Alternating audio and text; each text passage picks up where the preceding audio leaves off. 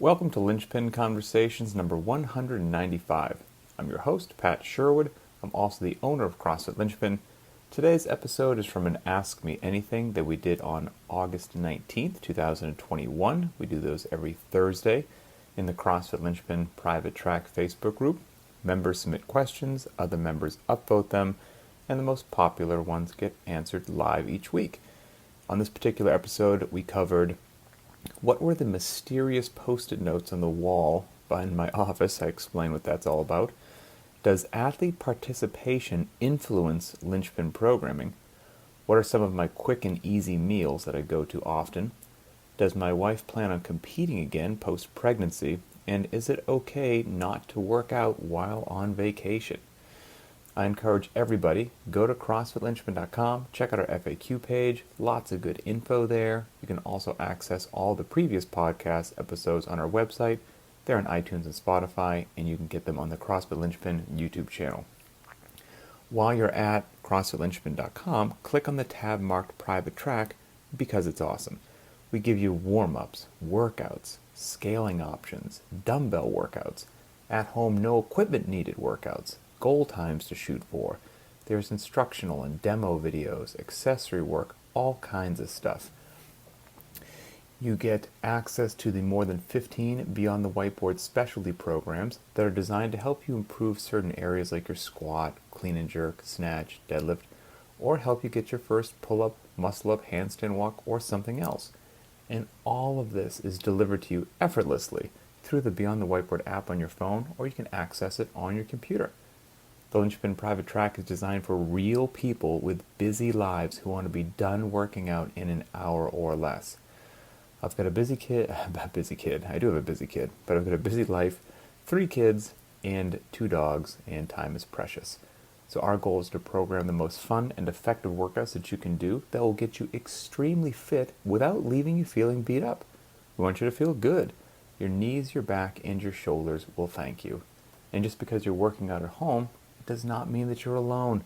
We have an incredible and supportive community. That's our secret weapon, and they'll be right there with you to help keep you motivated and on track. All of this is just $10 a month, and that includes a Beyond the Whiteboard subscription, which is normally $8 a month by itself and worth every penny. So you get Linchpin and BTWB for $10. We've got thousands of people of all age ranges currently as members for 2 very simple reasons. It works and it's fun. But of course, don't take my word for it. You can check it all out for yourself with a 30-day free trial. Just go to CrossFitLinchpin.com and click the tab marked Private Track, or click the link in our Instagram bio. Last, if you simply enjoy the content that we put out, then the best way to support it is by joining the Private Track. So here's today's show, Linchpin Conversations number 195. Hello everybody, and welcome to another edition of the CrossFit Linchpin Private Track Ask Me Anything for our Facebook group every Thursday. Members submit questions, other members upvote them, and the most popular ones get answered live each week. So here we go. I'm ready. I'm all good to go. The first most upvoted question is from Jen R. She says, so can you now is in all caps, by the way, so can you now tell us what the post-it notes that used to be on your wall were for?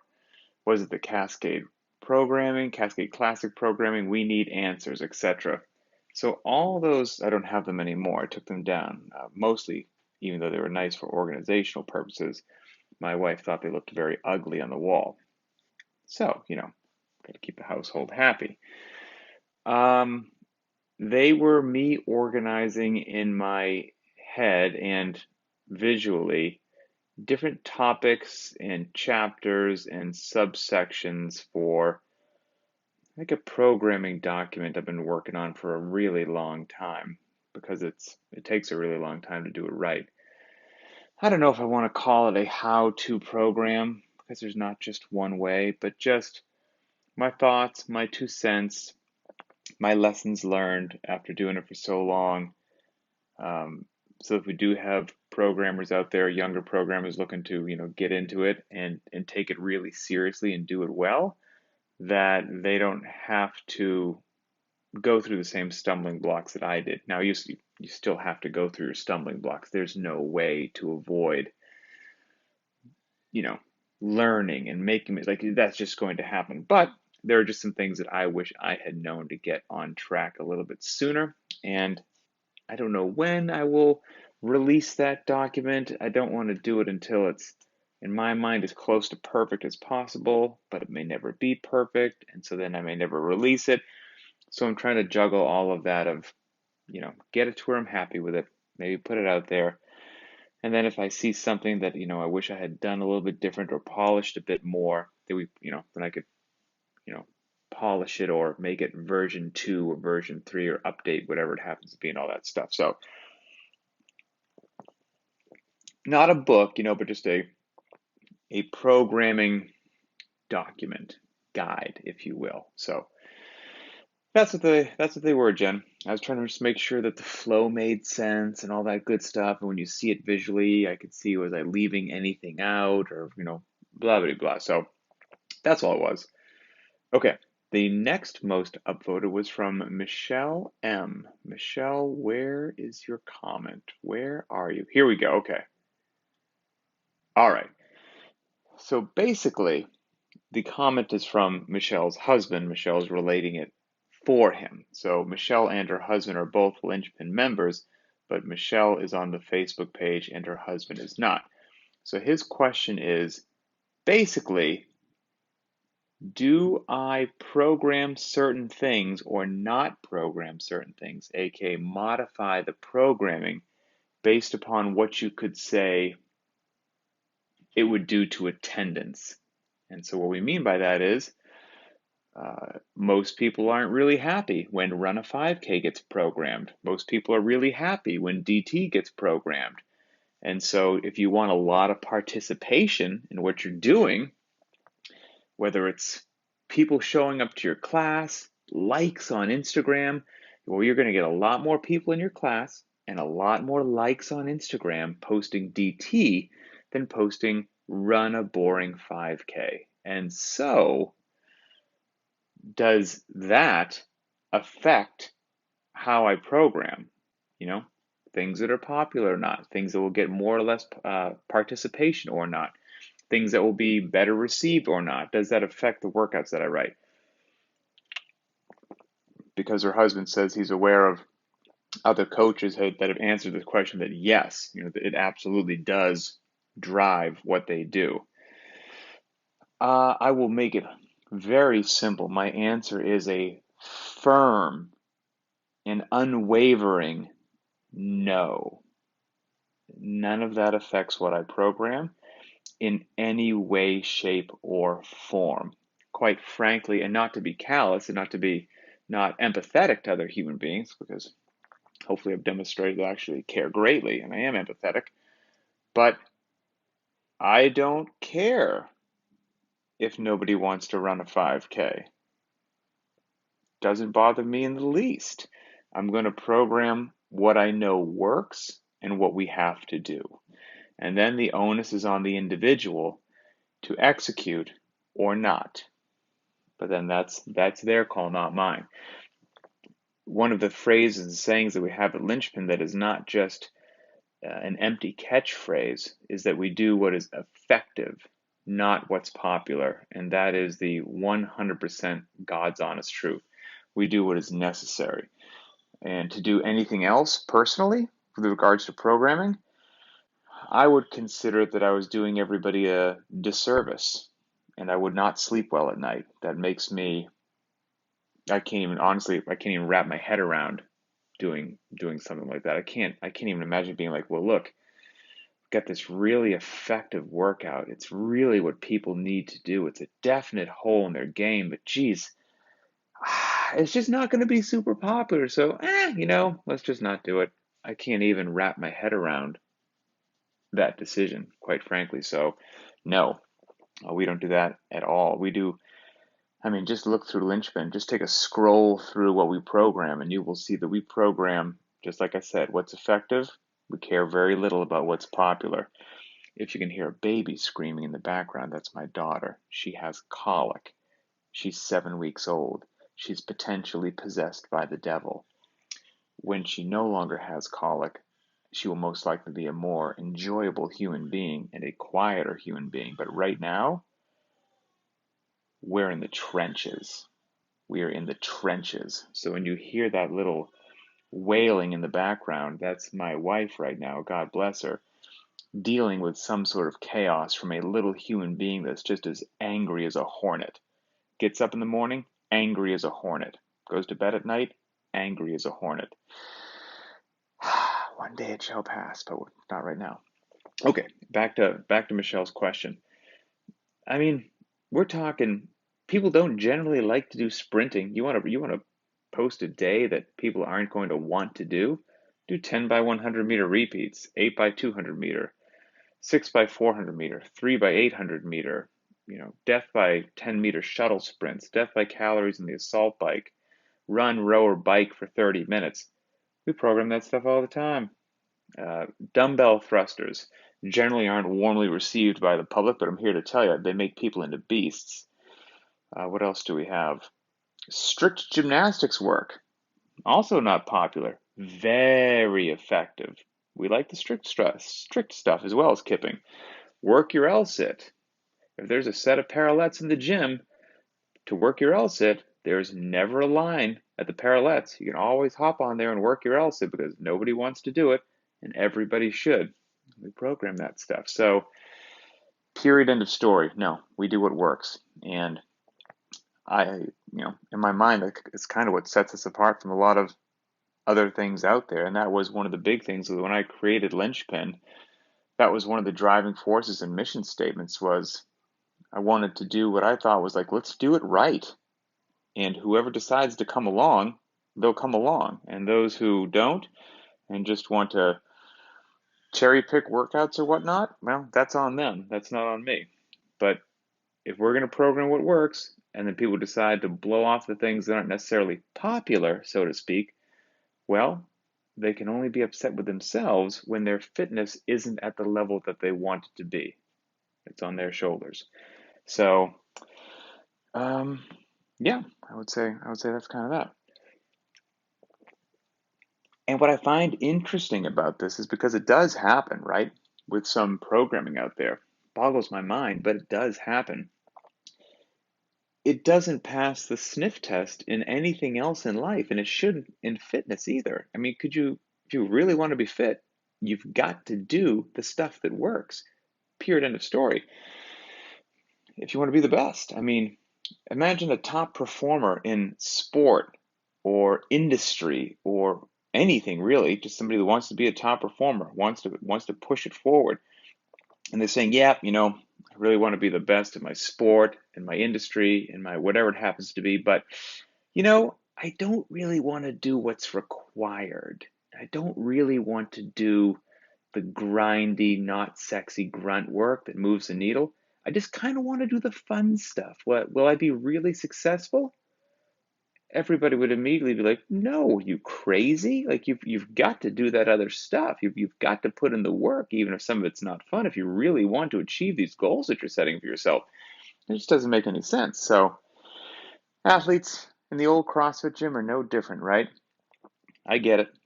The fundamentals are boring. Nobody wants to do the fundamentals. They want to just, do the flashy stuff all the time, but it's not really what works. And it's our job as leaders or coaches or trainers or business owners or whatever it happens to be that if you really do want to help your people, in my opinion anyway, that's part of being a leader is the answer is not always a yes, okay, yep, let's do the fun. Like you have to sometimes be like, no, I understand that you don't want to do that, but no, we're not going to do that silly stuff. We're going to do this. We're going to go to the track and we're going to do repeats because they work. It's the same deal with like my young boys football team. If the football team only did what the players wanted to do, that was the fun stuff, and they didn't want to do the grinding out of the fundamentals, I don't think they'd have a very good football team when it came time for game day. So I'm here to tell you, I know what all the kids want to do. What do you guys want to do today? You want to work on like blocking and tackling and passing and just boring fundamentals, or do you want to work on like one-handed catches into the end zone while you dive that happen like one out of every 1,000 plays? All the kids would be like, yes, that's what we want to do every single day at practice. You're not going to have a winning team if you do that.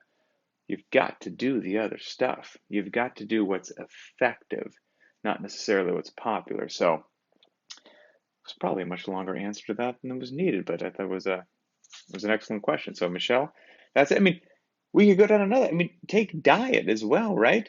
Can't let people just eat what they want to eat. You wouldn't. Most people would not skyrocket their health and fitness in a good direction. You've got to do what works. You've got to do what works. So that's what we do at Lynchpin. Okay. The next question was from Rory S. Rory, where are you? Let's see. I'm scrolling. Okay, here we go. Rory asks, maybe you've answered this before, but could you list 2 or 3 of your go-to meals when you're short on time? Lynchpin's meant for busy people with real lives, so what are your 3 go-to meals when life gets busy? Okay, first of all, life's never been busy, we're just chilling. Every minute of every hour of every day, it's just easy living here, just a cool breeze. No, that's obviously a ferocious lie, so you hear my baby wailing in the background. So, oh, oh, I thought the baby was moving in this direction. I didn't know what was going to occur, so I paused, but I think that was a false attack. Okay, Rory, here we go. I'll cover a couple breakfasts, a couple lunches, and then a couple dinners. So for breakfast, my go-to is actually quite simple and fast every day. Scrambled eggs, and then a piece of fruit. I eat 5 or 6 scrambled eggs every day. Some days I put some cheese in there. You know what I mean? It's all good. It's all good, for me anyway. Maybe it takes a year off my life. I like my cheese every now and then, my eggs. So I do 5 or 6 scrambled eggs, and then a banana, some grapes, some strawberries, whatever we happen to have there. I've probably had my coffee when I get up.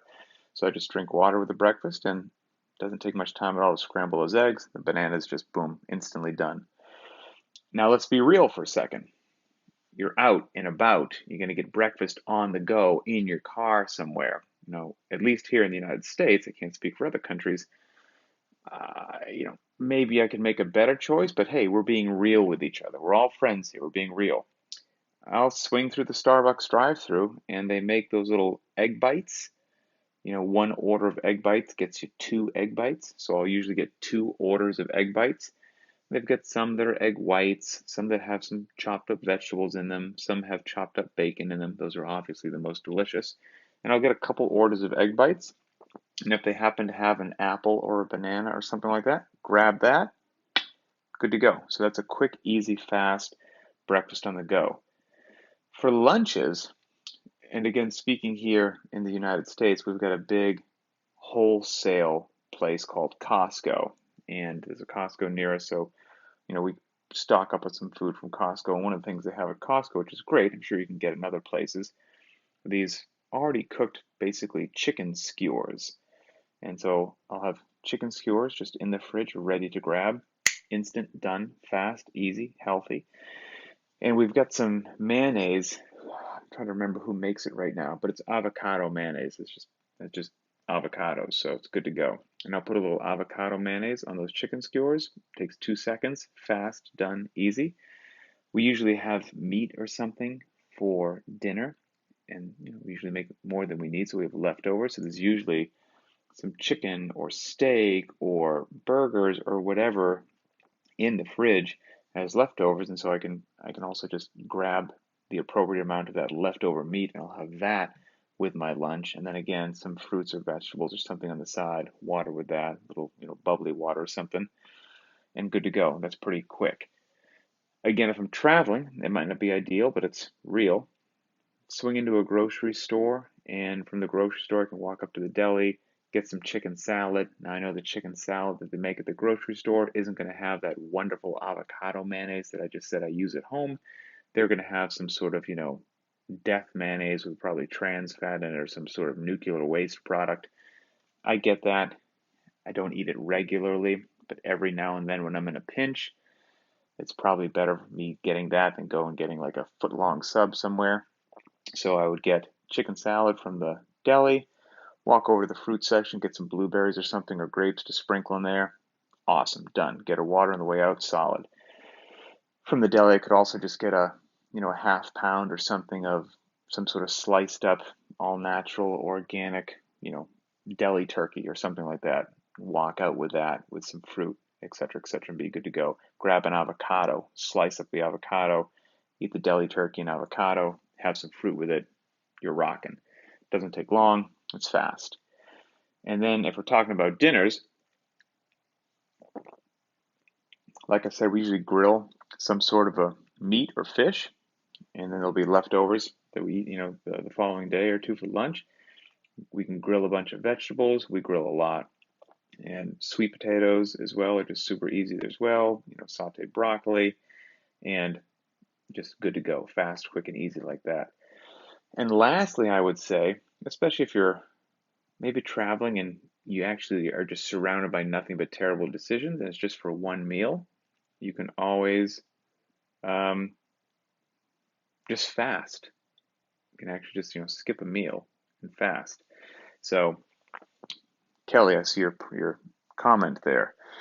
I feel attacked. Your comment says, I'm not hearing 800 grams of veggies, coach.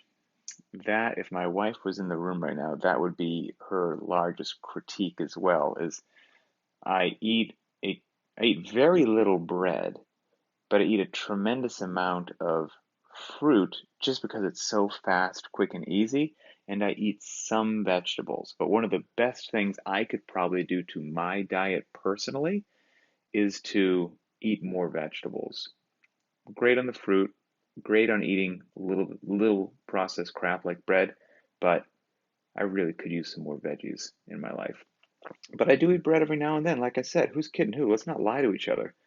If somebody cooks up some like carne asada, grilled skirt steak or something like that, and there's some Hawaiian sweet rolls available, you better believe you're going to see not one, but more than one Hawaiian sweet roll on my plate.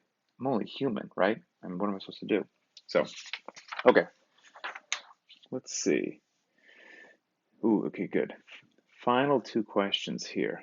One is from Matt L. Okay, Matt, here we go. With all the talk of Annie Thorisdottir's finish at the games and Mom Strength, etc., the sleeper long shot bet for next year's podium could be our very own Emily Sherwood. The timing seems about right, and it certainly sounds like she hasn't lost her competitive edge. Any chance she gets tired of just beating you in the garage and decides to make a bigger comeback? Excellent question. As a matter of fact, I asked her this question. I was like, hey, you were one of the more upvoted questions. What should I respond to this? And, this was while the baby was in her arms. And she basically said, that's very kind, but she has no desire. She has no desire in this season of her life to do what is actually required to go to the games, let's say as a master's athlete. Just it's not there. However, she is a lunatic, a wonderful, lovable lunatic. That's why I married her. She is profoundly competitive. Beating me in the gym is far too easy for her. And so I do think one of her goals, and I don't know if I should say this out loud, but I will, and I'll let you know if I get into hot water for saying it. She's already on the road to coming back, making good decisions, scaling, and all that good stuff. I think what she really wants to do is play it smart. We're 7 weeks out from when she had the baby. Keep improving, keep adding intensity, keep adding loading, till she gets back to prescribed. Get to the point where she can regularly do the prescribed workouts of the day for linchpin. Once that feels good for her, if she feels up to it, add in some of the optional accessory work that we program each day. And then with that, just see where that takes her. Throw down in the open just for funsies. Who cares? And, does that actually get her selected to advance to whatever the next step is for a master's and just have fun in that online world? If so, great. If not, no worries. There are more important things in life right now, almost everything, quite frankly, and that's just what will happen. So I think that's how she's going to play out this year. That would be my goal. Her and I will have a head-to-head battle when she feels ready for it in a workout that I chose. Whenever she feels like she's back to prescribed, and I'm probably going to get slaughtered. So I'll keep you posted on that, but it'll be fun. Okay, final question, and then we'll do our linchpin shoutouts. I got some more linchpin shoutouts from the group because they're always popular. This is from Matthew S. Matthew S. I'm scanning. Where are you? Stand by. Where the heck is it? Oh, here we go. Okay. Matthew S. Holidays. Or, I think what in the US we would call vacation time. I love the phrase holidays, though. Holidays. When taking a break, how quote unquote bad is it to put working out on hold for, let's say, a week, considering that during that week one has some activities or sports plans such as hiking, walking a city, surfing, biking, skiing, etc.? Would one feel the same effect as 1 week's rest when walking back into the gym? Okay, great question, and there's no one answer. So first of all, here's my sane, rational, well-rounded, grounded human being answer, right? I would be a raging lunatic to say, oh, you're on vacation, you're on holiday with your family, heck with enjoying the city, the heck with skiing and surfing and all that. You better get your darn workouts in or you're going to be just heading to the grave early. That's preposterous. That's not fun. Nobody wants to live that way. That doesn't make working out enjoyable, so let's not say that. So the short, easy answer is if you're about to go out and enjoy your vacation and have fun, go enjoy your vacation. Pressure free, stress free, worry free. Don't worry about working out. It's just 1 week of your life. Have fun, right? You come back into the gym, and however hard or whatever it is to get back into the routine, that's okay. You will eventually get back into the routine. It won't take that long. And you've got to enjoy a wonderful decompression of your mind, your body, your soul, your spirit for that 1 week. That's good for you in the long run. That keeps you sane, keeps you liking to work out, doesn't make it a job that you hate. That being said, if now we talk about somebody like me that isn't right in the head, I got some issues going on. And I've been very vocal about this. Even on vacation, I have to get something in. Let's say at least 3 times that week. I got to do something on a Monday, Wednesday, Friday, even if it's something small and light and quote unquote easy. Because for me, I should probably go see a psychiatrist about this. I can't settle and I can't relax until I get in a little bit of physical activity that falls into my category of working out, even if it's light and easy working out. And I know that obviously skiing and hiking and biking and surfing are all physical activities, but in my mind, they're funsies and they're different than working out. And this is just my clinical issues. Nobody else should feed off of these.